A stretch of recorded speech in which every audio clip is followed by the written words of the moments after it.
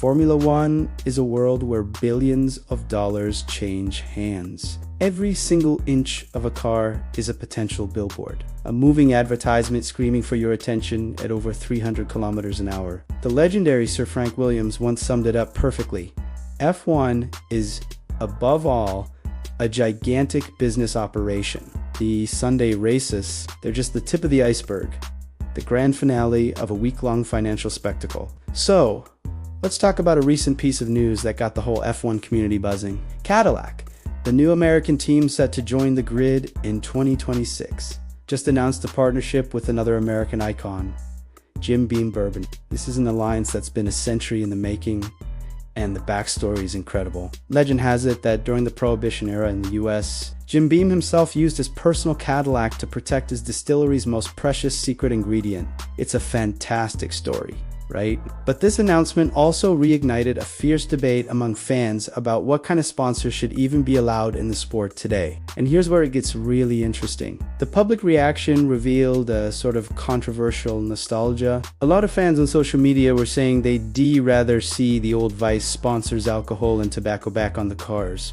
instead of the fintech and crypto companies we see everywhere now. There's this huge cloud of skepticism around crypto firms. People are asking, how can these companies, which seem so volatile and opaque, afford to pour so much money into such an expensive sport? Especially when you hear story after story of people losing their life savings in the crypto market. It just doesn't sit right with a lot of people. To really understand this debate, we need to rewind the clock. We need to go back to the tobacco era, which basically shaped F1's entire visual and financial identity for decades. It all kicked off in 1968, when Team Gunston painted its cars in the colors of a cigarette brand. That move opened the floodgates for legendary partnerships, like Lotus with John Player Special and McLaren with Marlboro. Those liveries became more famous than the cars themselves. Think about it. The iconic redand white of Marlboro or the slick black and gold of JPS were UNC just logos slapped on the side. They became the team's very identity. The strategy was brilliant. Formula One gave these brands a global stage, associating their products with speed, glamour, and victory, all while cleverly sidestepping the growing restrictions on advertising in traditional media.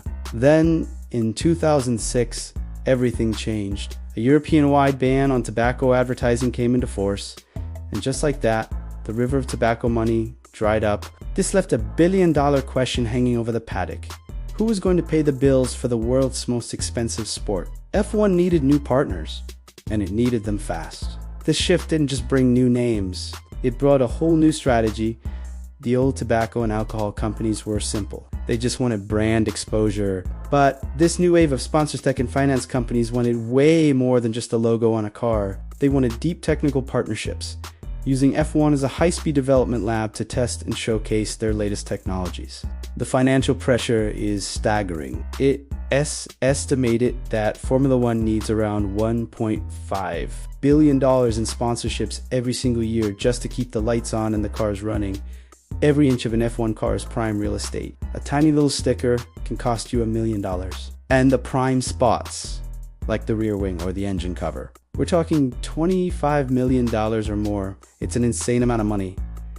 But here's the twist. The 2006 ban didn't completely kill tobacco's influence. It just forced these companies to get a lot more creative. They turned to something called subliminal advertising, a clever technique that uses shapes, colors, and patterns to trigger brand recognition in your subconscious, all without ever showing an actual logo. The most famous, and frankly, the most brilliant example of this came from Ferrari, which was still sponsored by Philip Morris, the owner of Marlboro. For a while, the team ran a strange-looking barcode design on its cars. When the car was standing still, it looked like nothing. But when it was rocketing down the track at full speed, the blur created the unmistakable outline of the Marlboro Chevron logo. It was genius, and it showed just how far these brands would go to stay in the game.